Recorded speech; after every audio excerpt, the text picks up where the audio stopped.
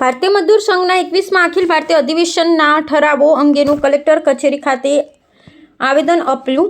ભગવાન જગન્નાથના પવિત્ર ધામ પુરી ઓડિશા ખાતે 6, 7 અને 8 ફેબ્રુઆરી 2026 દરમિયાન યોજાયેલા ભારતીય મજદૂર સંઘના 21મા ત્રિવાર્ષિક અખિલ ભારતીય અધિવેશનમાં દેશભરના કામદારોને અસર કરતા મહત્વના પ્રશ્નો પર વિસ્તૃત ચર્ચા કરવામાં આવી હતી. વિગતવાર ચર્ચાઓ બાદ સર્વાનુમતે ઠરાવો પસાર કરવામાં આવ્યા હતા. આ અધિવેશન પહેલા ભારતીય મજદૂર સંઘના પ્રતિનિધિ મંડળે માનનીય કેન્દ્રીય શ્રમ અને રોજગાર મંત્રીની મુલાકાત લીધી હતી અને કેટલીક મુખ્ય માંગણીઓ આવરી લેતું આવેદનપત્ર સબમિટ કર્યું હતું.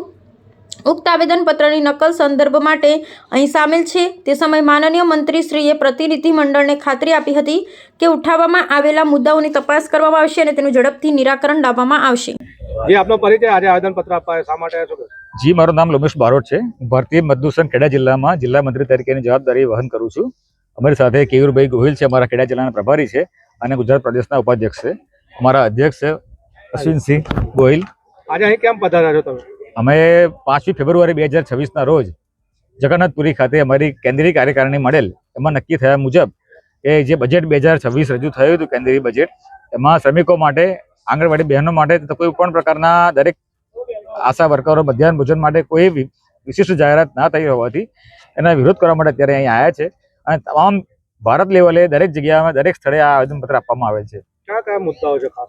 ઘણા બધા દરેક આયોજનો અલગ અલગ મુદ્દાઓ છે. આંગણવાડીના મુદ્દાઓ અલગ છે, આશા વર્કરોના મુદ્દાઓ અલગ છે, પરિવહનના મુદ્દાઓ અલગ છે, મધ્યાહન ભોજનના મુદ્દાઓ અલગ છે.